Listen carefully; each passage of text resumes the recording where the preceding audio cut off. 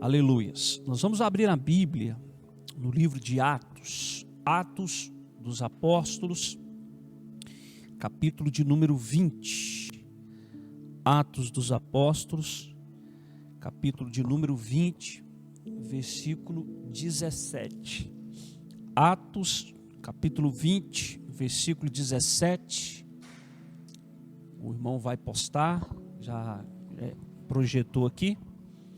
Diz assim: de Mileto, Paulo pediu para que fossem chamados os presbíteros da igreja de Éfeso. Presbíteros também são pastores, bispos. De Mileto, Paulo pediu, próximo. Assim que se reuniram, Paulo lhes declarou: vós bem sabeis como foi que me comportei entre vós durante todo o tempo em que vivi convosco, desde o primeiro dia em que cheguei à província da Ásia. Paulo permaneceu ali pouco mais de 3 anos. Foi o período que Paulo permaneceu nessa província, ensinando e ministrando a palavra. Próximo versículo. Servi ao Senhor com toda a humildade e com lágrimas, sendo impiedosamente provado pelas ciladas dos judeus. Próximo. Sabeis igualmente que jamais deixei de vos pregar nada que fosse proveitoso, mas vos ensinei tudo em público e de casa em casa. Deixa esse versículo. Sabeis igualmente que jamais deixei de vos pregar nada que fosse proveitoso. Pois bem, irmãos, nós estamos diante de um texto muito profundo sobre algumas declarações do apóstolo Paulo.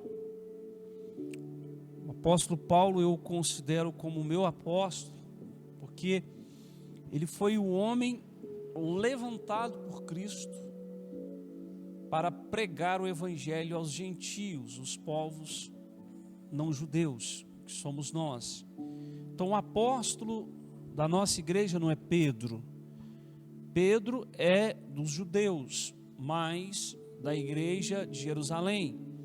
Mas Paulo foi erguido, levantado por Cristo para pregar o evangelho a nós, os não-judeus, os gentios.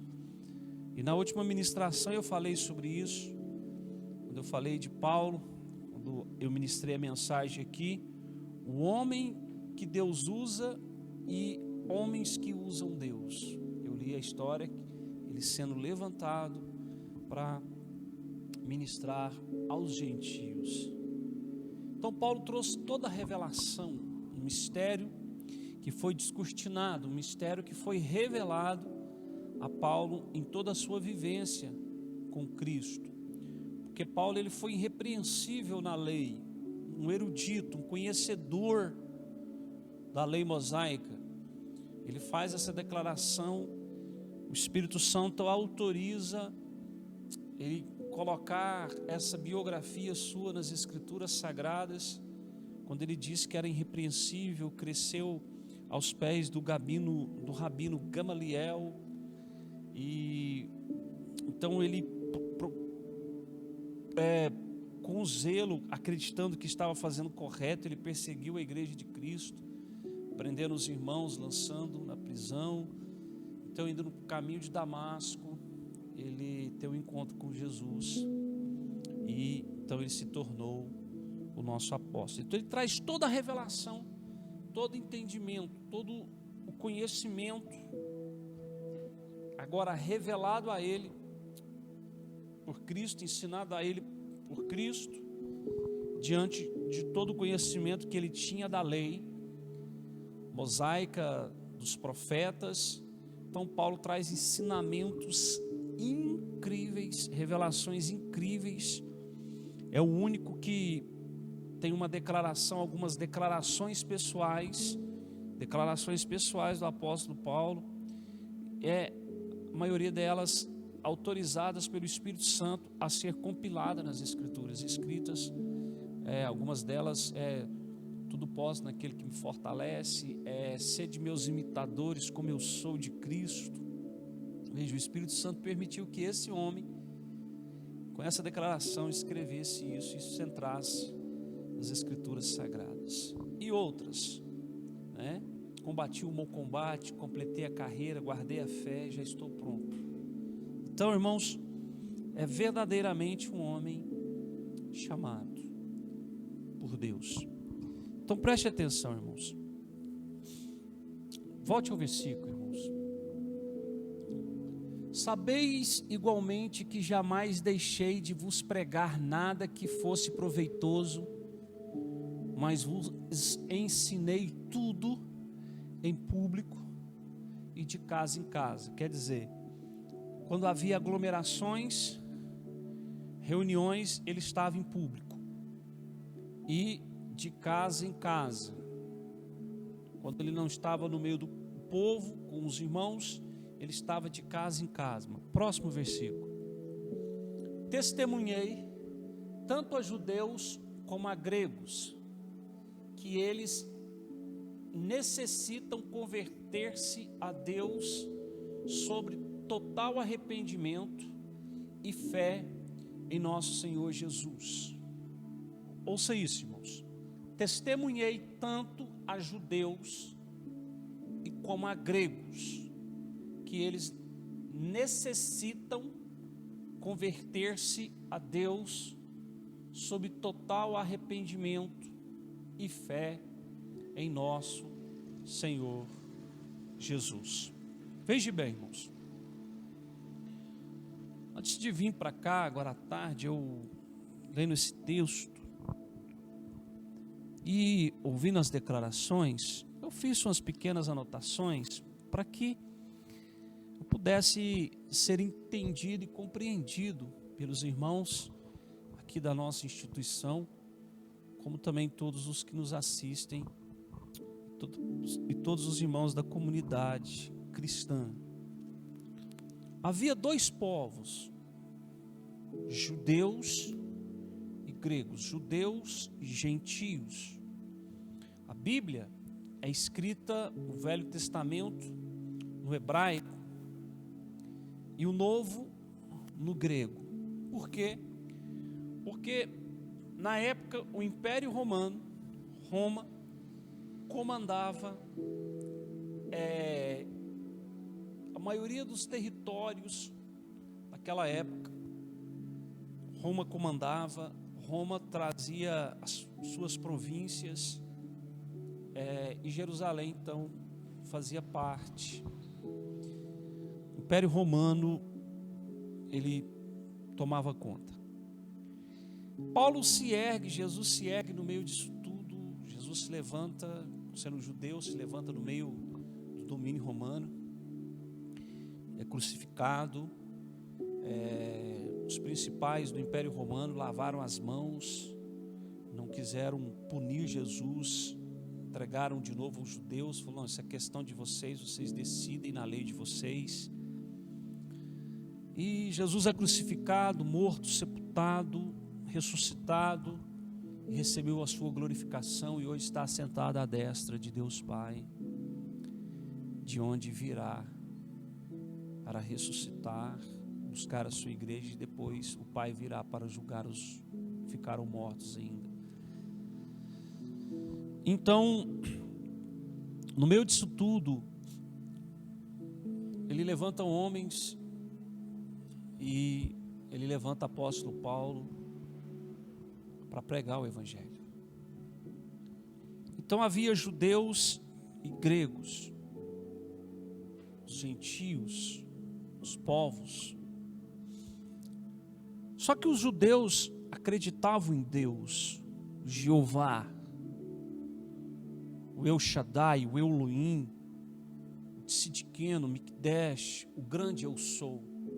Esse era o Deus dos hebreus, o Deus dos judeus, o soberano, o criador. Os judeus tinham a lei, dada por Deus a Moisés, o servo. Os judeus, eles eram monoteístas, acreditavam em um só Deus, não acreditavam em mais deuses. Já os gregos, eles eram politeístas, eles acreditavam em outros deuses, vários deuses. É comum a gente assistir filmes da mitologia grega. Nós temos aí os titãs, nós temos alguns personagens da mitologia grega, deuses, temos Thor, Odin, e por aí vai. Mas quando Paulo chega em Éfeso para pregar o Evangelho, Paulo se depara com uma que foi considerada uma das maiores maravilhas do mundo, o grande templo, a deusa. Então, Paulo começa a pregar o Evangelho ali, e ele tem dois embates com os judeus monoteístas que acreditavam em Deus, e também agora com os gregos que tinham vários deuses. E alguns deles eu anotei Afrodite, Apolo, Ares, Artemis, Atena. Então esse foi o templo que Paulo chega e vê, aquele grande monumento erguido à deusa Atena. Demétrio, Dionísio e outros que eram venerados pelos gregos. Fora esses da mitologia, Zeus, Thor, filho de Zeus, irmãos, e por aí vai. Então a mitologia, ela é cheia. Mas Paulo então chega em Éfeso, acreditando agora em Jesus Cristo, com a fé no Deus dos hebreus, dos judeus, do qual ele era, mas agora acreditando em Jesus como o Messias, o Filho enviado de Deus para redimir a humanidade. E ele chega então na Ásia, essa província, chega então na Ásia. Quando você vai para Apocalipse, uma das primeiras cartas enviadas por Jesus, a primeira carta enviada por Jesus, se não me engano, é para Éfeso. Sim, é para Éfeso, a igreja de Éfeso, no qual Paulo permaneceu por mais de 3 anos ministrando. Mas ele diz o que ele fez. Volte no versículo anterior, 20. Sabeis igualmente que jamais deixei de vos pregar nada que fosse proveitoso, mas vos ensinei tudo em público e de casa em casa. Então, quer dizer, ele jamais deixou de pregar nada do que fosse proveitoso. Então tudo que ele pregou era proveitoso, mas também ensinou tudo em público. Veja, ele pregou, ele ensinou. Imagina quanto conhecimento esse homem deixou ali em Éfeso. Tudo que era bom ele ensinou, saindo da lei e chegando então a Jesus Cristo. Mas ele está diante de 2 povos, judeus e gregos. Judeus ainda acreditando em Deus, o Elohim, o El Shaddai, e os gregos, nesses que eu disse, Afrodite, Apolo, Artemis. E ali então em Éfeso está também então esse templo, a Atenas. E até um desenho que eu assistia muito ele, o Cavaleiros do Zodíaco, Shiryu, tinha o Andrômeda, por aí vai. Então, tudo baseado nessas mitologias, nesses ensinamentos, desses deuses gregos. Mas lá está Paulo, um homem conhecedor da lei, para falar com os judeus, mas agora também com uma revelação da graça para falar com os gregos.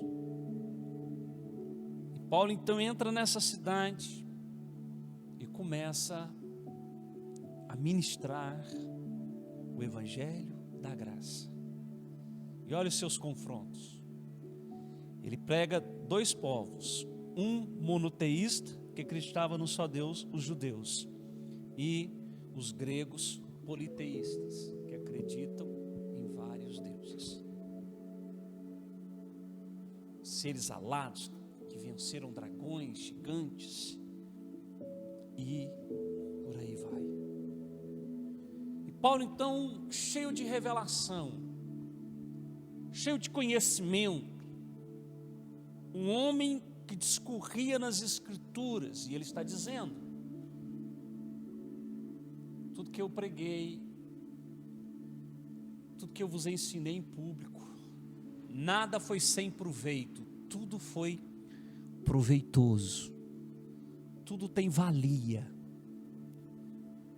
Só que o que os judeus que acreditavam em Deus, que não eram nascidos de novo, e os gregos politeístas, que também não eram nascidos de novo, todos mortos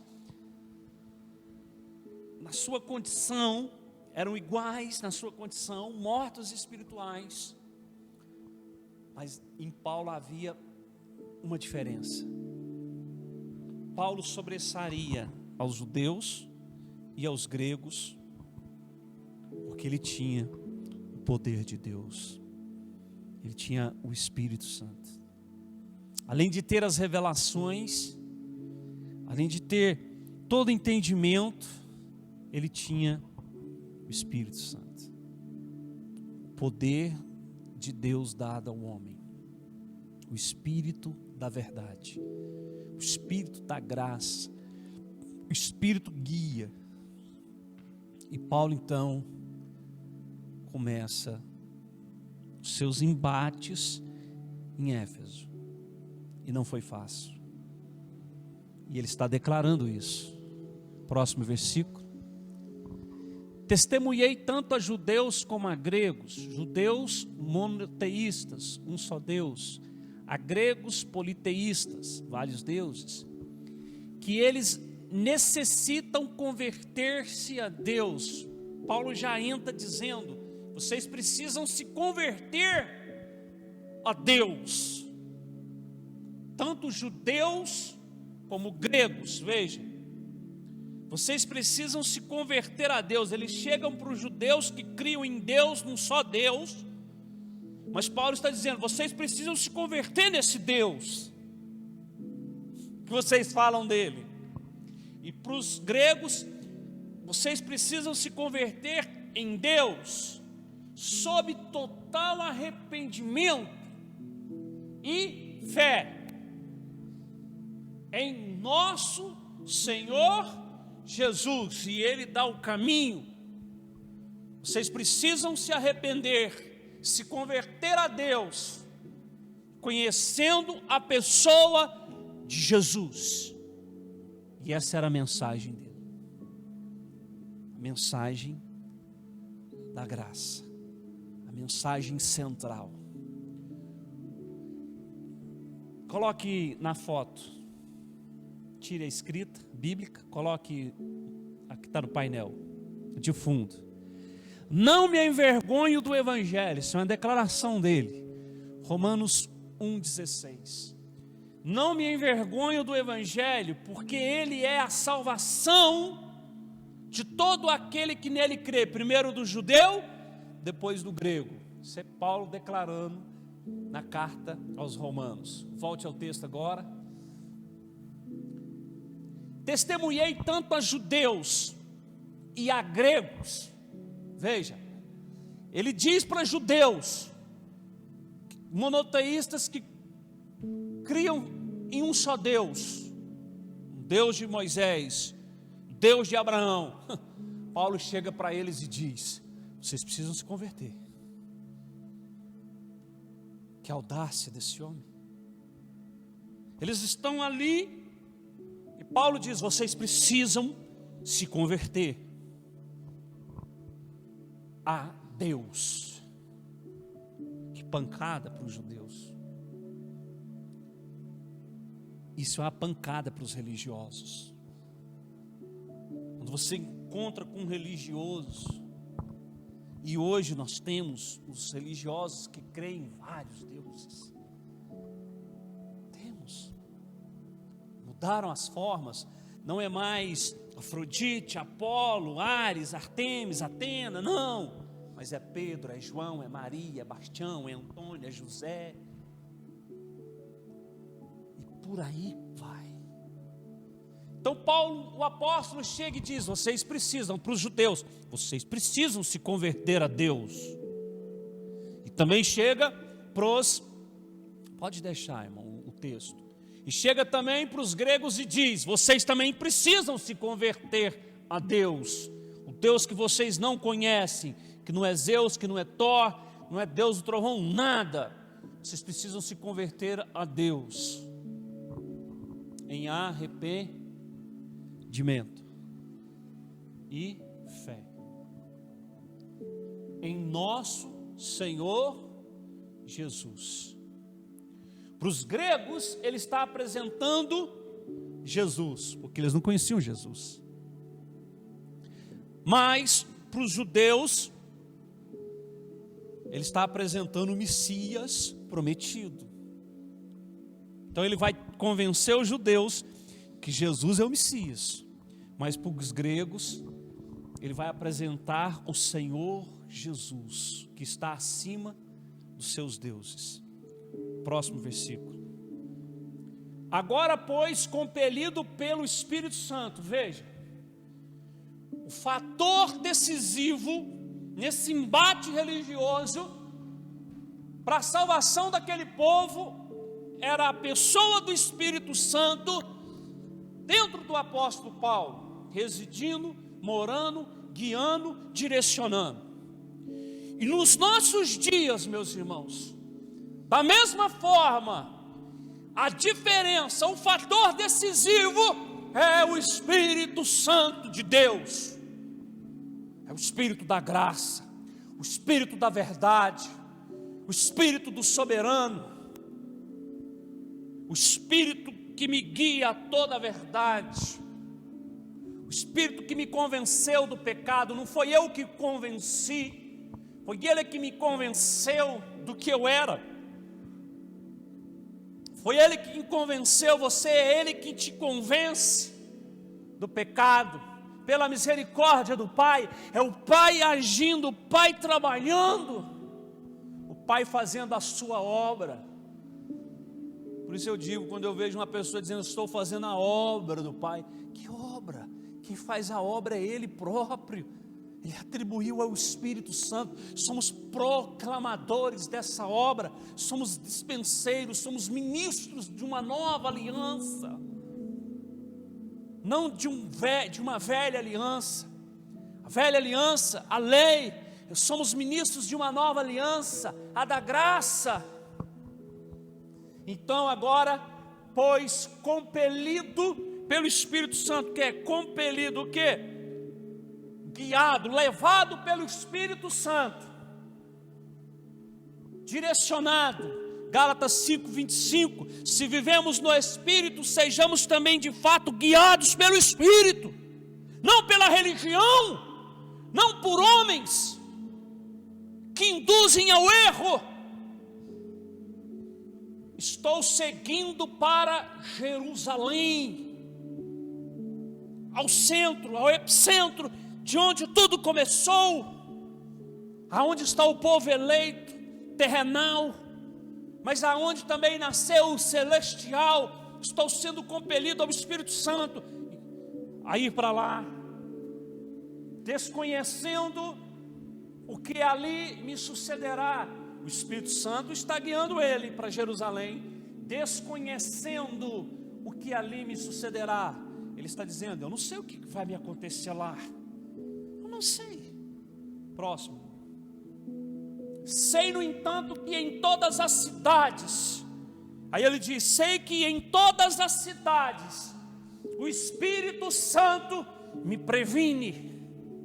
Veja, em todas as cidades que eu estou passando, o Espírito Santo me previne que prisões e sofrimentos estão preparados para mim.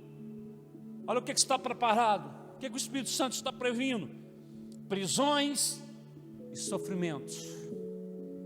O homem escolhido por Deus, o homem usado por Deus, não o homem que usa Deus, o homem usado por Deus. Paulo, ele está dizendo: o Espírito Santo está me revelando que prisões e sofrimentos estão preparados para mim. Aí você vê hoje as revelações, as lives que são feitas, balela, revelações fraudulentas, revelações gnósticas, revelações profanas,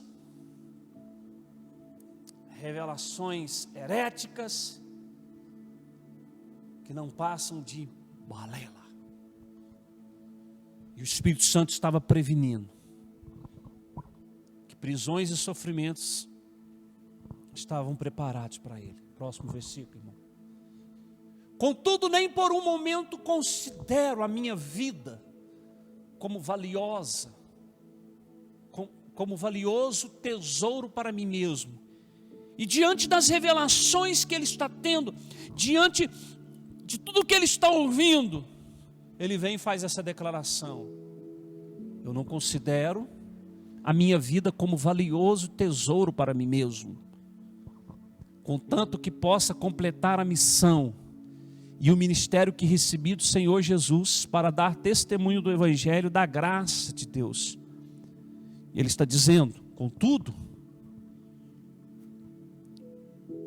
que eu possa completar a missão e o ministério que recebi do Senhor Jesus para dar testemunho do Evangelho da graça de Deus. Ele está recebendo revelações. Você vai ficar preso, você vai sofrer, mas não tem problema não. Minha vida não é valiosa para mim não é tesouro valioso para mim não, mas eu tenho que completar o meu ministério, eu tenho que completar aquilo que eu recebi do Senhor.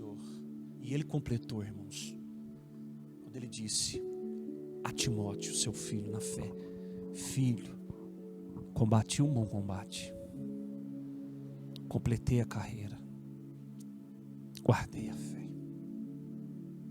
estou pronto. Ele combateu um bom combate. Próximo versículo.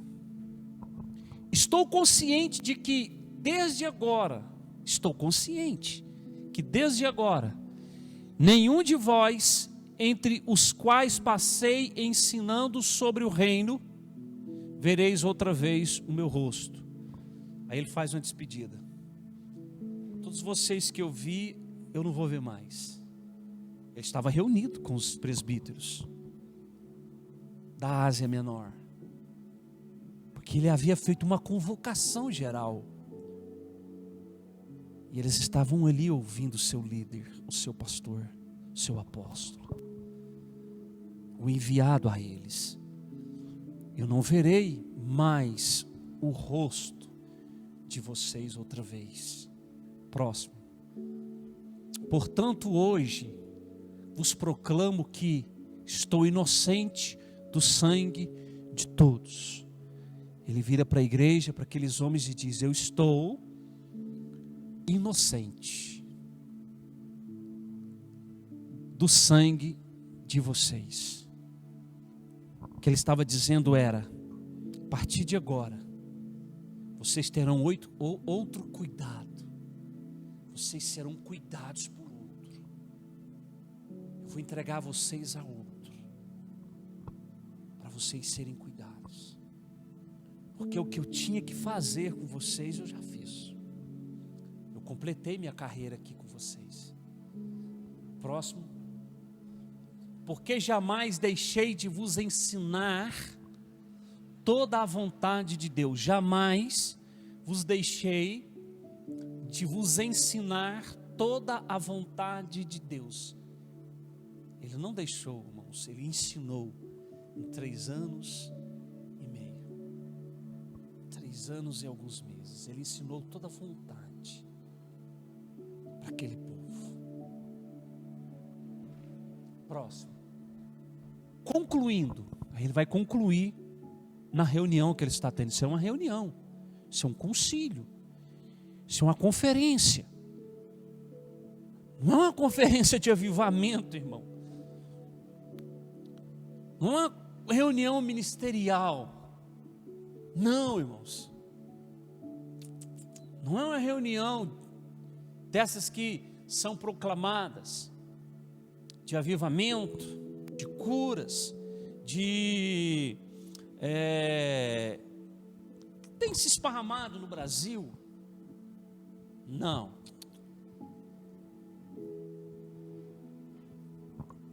Concluindo, tende cuidado de vós mesmos e de todo o rebanho sobre o qual o Espírito Santo vos estabeleceu como episcopos, para pastoreardes a igreja de Deus. Veja, ele está com eles, e agora ele está dizendo: tende cuidado. Tenham cuidado de vós mesmos. Tende o cuidado. Quer dizer, ele está lembrando o que Pedro escreveu: vigiai, sede sóbrios. Aquele que está de pé, cuide para que não caia. Paulo está exortando eles. Que conferência de avivamento, hein, irmão? Que campanha, que cruzada de cura. Que cruzada de libertação é essa? Não, irmãos. Ele está reunido com os irmãos, porque ele tinha um zelo pela igreja. E ele então, ele está dizendo: cuide de vocês mesmos. Primeira coisa, cuide de vocês mesmos. Cuidem do seu casamento, cuidem da sua família. Olha o que você tem feito, o seu testemunho, dentro da casa, dentro do lar, do trabalho, na escola. Como tem sido a sua vida em Cristo, meu irmão? Diante dessa pandemia, diante da ausência de cultos presenciais, como que você tem se portado dentro do lar? Você tem ido para o quarto prestar o seu culto a Ele? Como Ele nos ensinou em Mateus 6,6, quando Ele nos orienta a irmos para o quarto, orarmos em secreto, no secreto, porque o Pai que nos vê e nos ouve no secreto, Ele nos recompensará diante dos homens. Como tem sido a sua vida estabelecida naquilo que já nos foi ensinado? Como você consegue se portar hoje diante das adversidades, do que você tem crido, buscado, acreditado?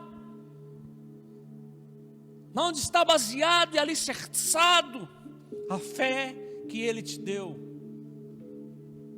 As Escrituras, no meditar diário, no confessar diário, no ler. Hoje, das 5 às 7, ministramos a comunhão. E quantos não vieram? E quantos não foram? Desprezam a celebração, o cerimonial da nova aliança, que é a ceia do Senhor, comer do corpo e o beber do sangue. Hoje eu não vou tomar ceia. Você é indigno, cara. Você não é digno de participar, como eu disse aqui hoje, porque no corpo ele sofreu toda a punição, todo o castigo. Essa é a lembrança. Lembre que no meu corpo eu sofri. No meu corpo eu sofri por você. Então coma dele. Fui dilacerado, moído, triturado, e derramei o meu sangue, porque sem o derramar do sangue não há remissão dos pecados. No meu sangue, beba dele, porque nele você foi lavado de todo pecado. Mas não, eu não vou tomar ceia. E levo uma vida leviana, uma vida longe do Senhor, como eu disse aqui hoje. Os que vieram, muitos que tomam ceia, muitas das vezes só participam, vêm, marcam presença, e alguns que não tomam, como foi o bandido na cruz, serão salvos. Então Paulo não se envergonha do evangelho, concluindo: tende cuidado de vocês mesmos, vocês pregadores, proclamadores, cristãos, que vocês sejam cartas vivas diante das pessoas, e de todo o rebanho sobre o qual o Espírito Santo vos estabeleceu. E ele está dizendo para aqueles líderes, que vocês cuidem também de todo o rebanho sobre o qual o Espírito Santo vos estabeleceu como episcopos ou como bispos, para pastoreardes a igreja de Deus. Veja, ele chama a atenção, ele não está ali para avivamento, ele não está ali para campanhas e cruzadas, para levantar dinheiros, para movimento disso, movimento daquilo. Não, ele não está ali para um treinamento coach. Pronuncie, me ajuda, irmão. Coach, como é que é? Coach. Ele não está ali para participar, não. Mas ele está ali orientando eles, ele está ali apontando o dedo e dizendo: eu estou indo e não vou ver mais vocês. Eu não verei vocês. Mas cuidem de vocês mesmos. Tenham cuidado. E de todo o rebanho sobre o qual o Espírito Santo vos estabeleceu. Veja, o Espírito Santo os estabeleceu. Porque quem estabelece é o Espírito Santo. Quando o homem estabelece, tragédias. Mas ele está dizendo, foi o Espírito Santo que estabeleceu. Como bispos, para pastoreardes a igreja de Deus. Agora o mais profundo, olha o que ele vai dizer. Que ele, E maiúsculo, Jesus, ele comprou com o sangue do seu Filho unigênito. Ele comprou, ele remiu, ele pagou a dívida. Ele, quem? O Pai, pagou a dívida. E eu gosto de dizer isso quando eu estou com os irmãos. Ele pagou a dívida, ele arriscou, ele anulou. Colossenses 2,15, 2,13, por favor.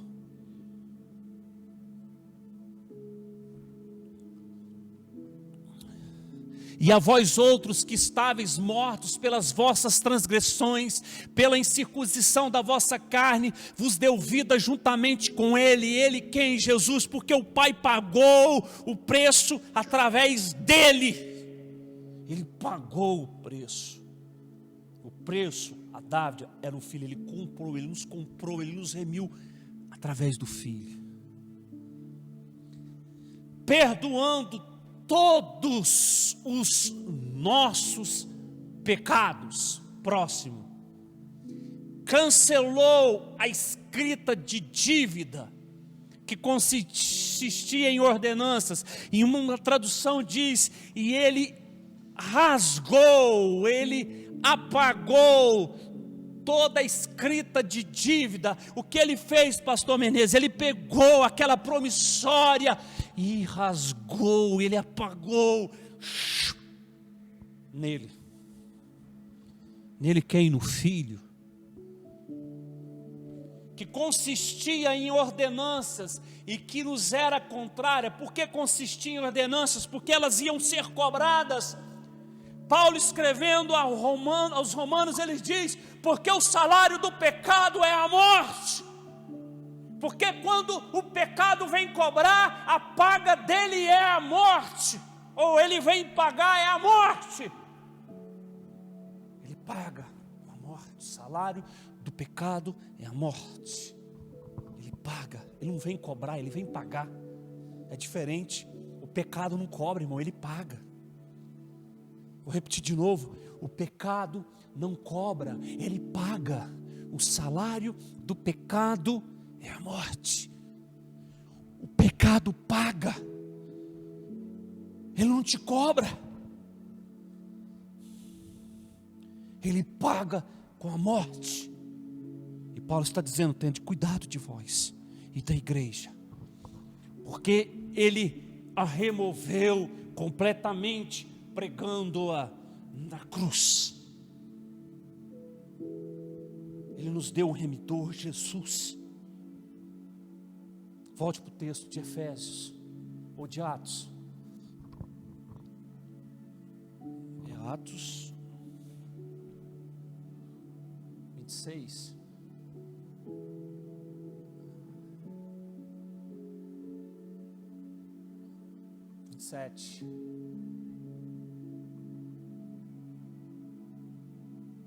Concluindo, tendo cuidado de vós mesmos e de todo o rebanho que Ele estabeleceu.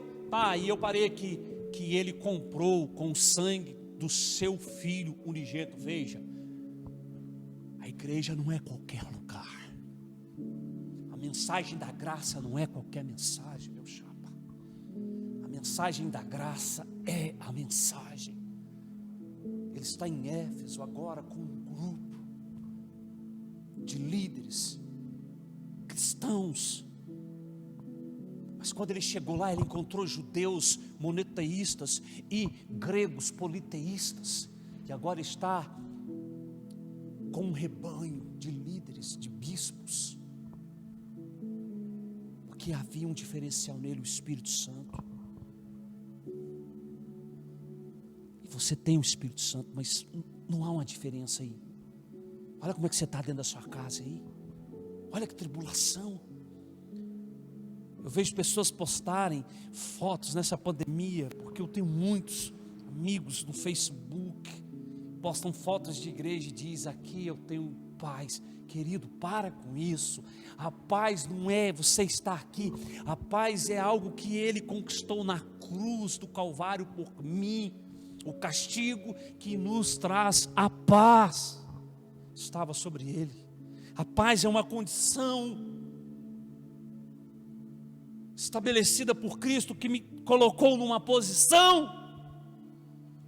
Ele me tirou da condição através de uma condição que Ele se sujeitou na cruz e me deu posição. Eu tenho paz em Cristo, não porque eu estou em prédio, não, irmão, não.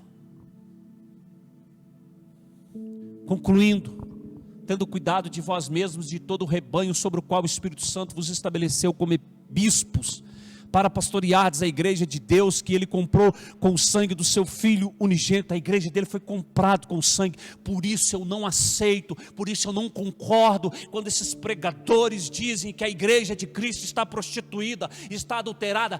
Não, esta é a igreja dos homens. Essas são as denominações, as instituições, é a religião, é a cristandade. O falso professo, porque a igreja de Jesus é outra coisa. Éfeso 5:25, poste por favor, Efésios 5:25, desculpe. Paulo está escrevendo uma carta para a igreja de Éfeso, aos Efésios, no capítulo 5:25, trazendo uma revelação. No 25 ele diz assim: maridos, cada um de vós amai a vossa esposa, assim como Cristo amou a sua igreja e se sacrificou por ela. Cristo morreu pela sua igreja. Agora, para quê, queridos? A fim de santificá-la, tendo-a purificado com o lavar da água, por meio da palavra, próximo, e para apresentá-la a si mesmo como igreja gloriosa, sem mancha, nem ruga, ou qualquer outra imperfeição, mas santa, inculpável. Essa é a igreja dele. O que ela é? Gloriosa, sem mancha, sem ruga. Ruga é sinal de velhice, ela não é velha, ela é uma donzela. É o que Salomão escreve no livro de Cantares, e as pessoas não entendem Cantares, mas é um deslumbre da noiva e do noivo. E o que ela é? Sem ruga, ela é bela, ou qualquer outra imperfeição. Ela não tem imperfeição, ela não tem cicatriz, ela não tem mancha, ela não tem nódia. Ninguém tocou nela, ninguém tocou nela. São as 10 virgens, 5 não entraram, mas as 5 eram virgens. Ninguém tocou nelas. Elas só perderam a intimidade com o Espírito Santo, o diferencial. Mas as outras entraram virgens. Veja, não ouça esses apóstolos, os falsos apóstolos, pastores que dizem que a igreja está prostituída, que escrevem livros sem ensino fraudulento, porque a igreja dele é gloriosa, sem mancha, sem ruga, ou qualquer outra imperfeição, mas santa e inculpável. É o que ela é. É esse tipo de igreja que ele vai apresentar a ele. Que dia? O dia do arrebatamento. Os que estiverem no paraíso, no lugar de descanso, ressuscitarem primeiro. Depois nós, os que estivermos vivos, fomos arrebatados, e juntos estaremos com ele. Subiremos. Uma igreja inculpável. Aí vem e diz que ela está prostituída. Misericórdia, irmão. Misericórdia. Misericórdia. Próximo. Outro, lá em Atos 29. Atos 20, 29. Aleluias.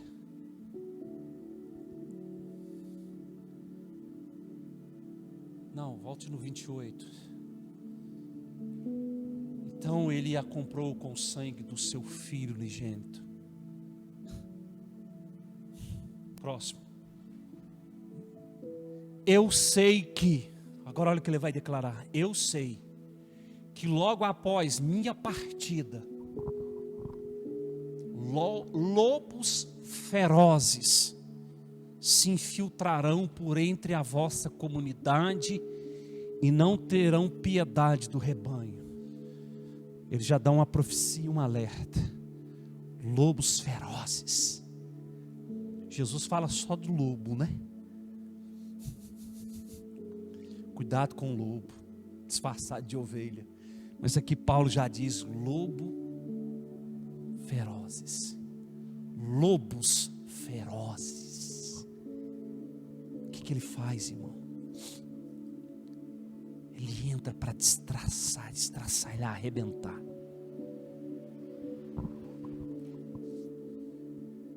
Eles se infiltrarão por entre a vossa comunidade e não terão piedade do rebanho. Eles não têm piedade. Não tem.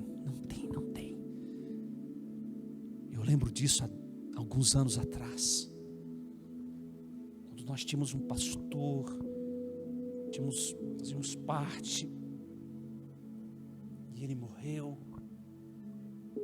e 12 se levantaram, e votaram para escolher um líder, e a igreja que lá estava já me via como pastor, a família já havia me apresentado, mas 12 se levantaram, 12 lobos ferozes, e estraçalharam e arrebentaram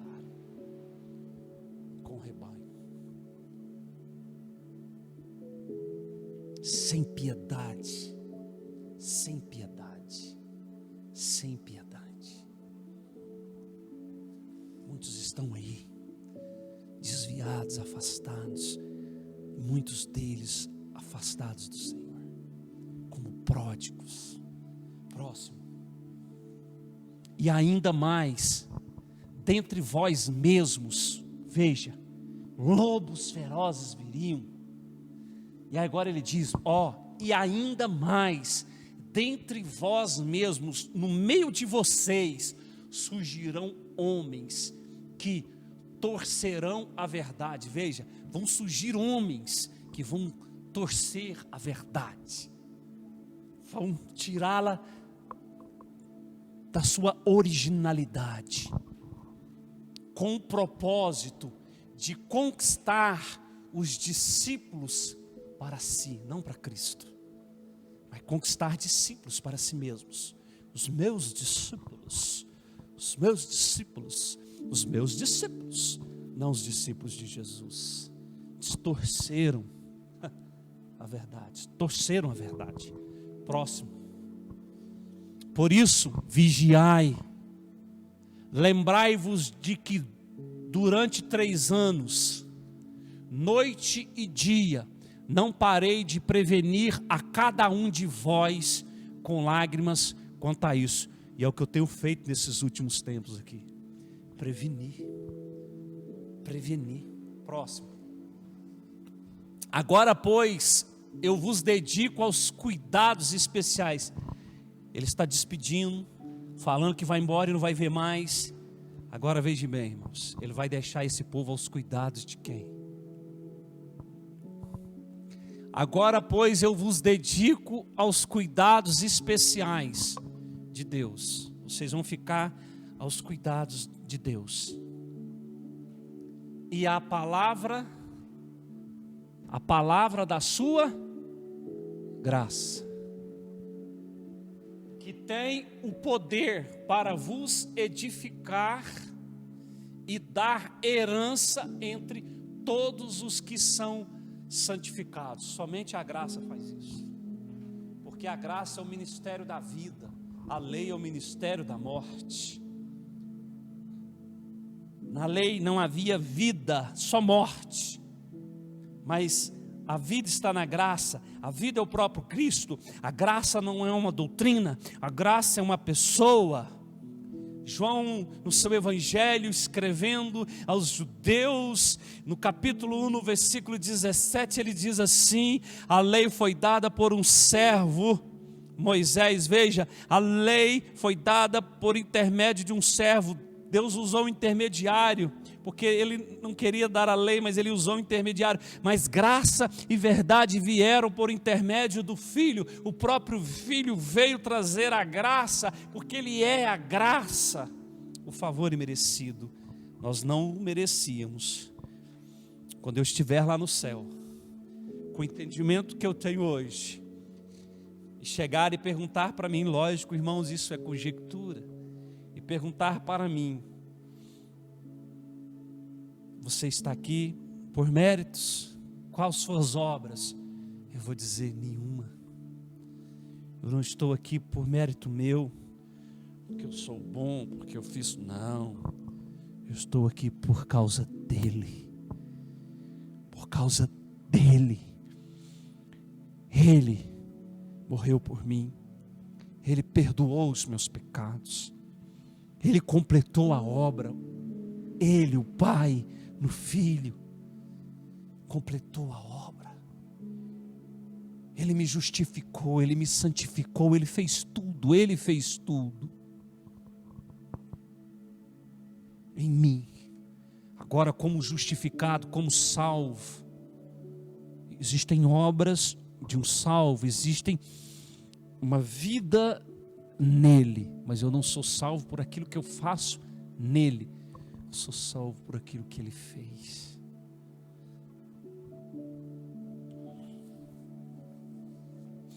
Agora, pois, eu vos dedico aos cuidados especiais de Deus e à palavra da sua graça, que tem o poder para vos edificar e dar herança entre todos os que são santificados. É isso que tem acontecido em minha vida, na minha casa, na minha família,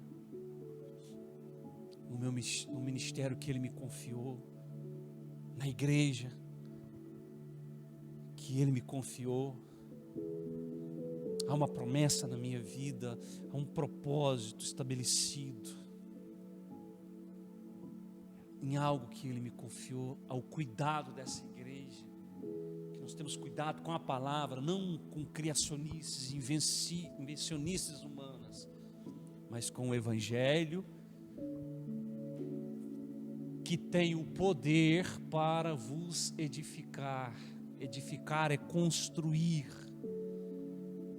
Edificar é construir e dar herança entre todos os que são santificados. Eu sou santificado nele. Próximo versículo. De ninguém cobicei prata, nem ouro, nem roupas. De ninguém. Por isso ele é meu apóstolo. Sede meus imitadores como eu sou de Cristo. De ninguém cobicei. Vós mesmos sois testemunhas que estas mãos trabalharam para suprir minhas necessidades e as de meus companheiros. Essas mãos, próximo. Por meio de todas as minhas realizações, tenho-vos mostrado que mediante o trabalho árduo, devemos cooperar com os necessitados, lembrando as palavras do próprio Senhor Jesus. É mais bem-aventurado dar do que receber. Próximo. Havendo concluído essas declarações, ajoelhou-se com todos eles e orou. Próximo. Então abateu-se sobre todos profundo sentimento de tristeza e abraçando afetuosamente a Paulo, o beijavam. Aleluia, irmãos. Aleluias. O poder da graça. O poder do Evangelho da graça. Eu fiz algumas anotações muito interessantes. Somente a graça produz homens de testemunhos. Eu tive que escrever isso enquanto eu estava ali na mesa com o Espírito Santo agora à tarde. Somente a graça produz homens de testemunhos. O elemento surpresa no Evangelho da graça de Deus é o Espírito Santo, porque foi através do Espírito Santo, ou o Espírito Santo em Paulo, o Espírito Santo em Paulo, que com ousadia pregou para gregos e judeus, monoteístas e politeístas. E o Espírito Santo é o poder desprezado pelos cristãos.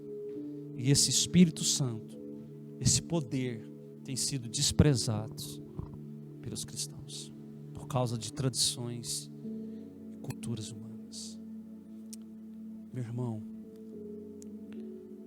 seja uma pessoa que Deus usa, não pessoas que usam Deus. Aqui está o sangue do Cordeiro e o corpo do Cordeiro, para comunhão, para edificação dos santos, para comunhão da Assembleia. E eu quero dizer só mais 3 grandes verdades sobre Paulo, o homem que Deus usa. Houve 3 grandes discursos de Paulo, 3 grandes. O primeiro está em Atos 13 e foi para os judeus. O segundo Em Atos 17, foi dedicada aos gentios. E o terceiro é esse, dedicado aos líderes cristãos. Ele diz: completei a carreira, combati um bom combate, guardei a fé e já estou pronto. Mas antes disso, ele escreveu em Romanos 1,16: não me envergonho do Evangelho, pois esse é o poder de Deus para a salvação de todo aquele que nele crê. Primeiro do judeu, depois do grego. Primeiro do judeu, porque Jesus veio para os judeus, depois o grego somos nós. Aleluias. Portanto, não me envergonho desse Evangelho, porque é o poder de Deus para a salvação de todo aquele que nele crê. Primeiro do judeu, assim como do grego. Aleluias. A revolução da graça. A revolução da graça.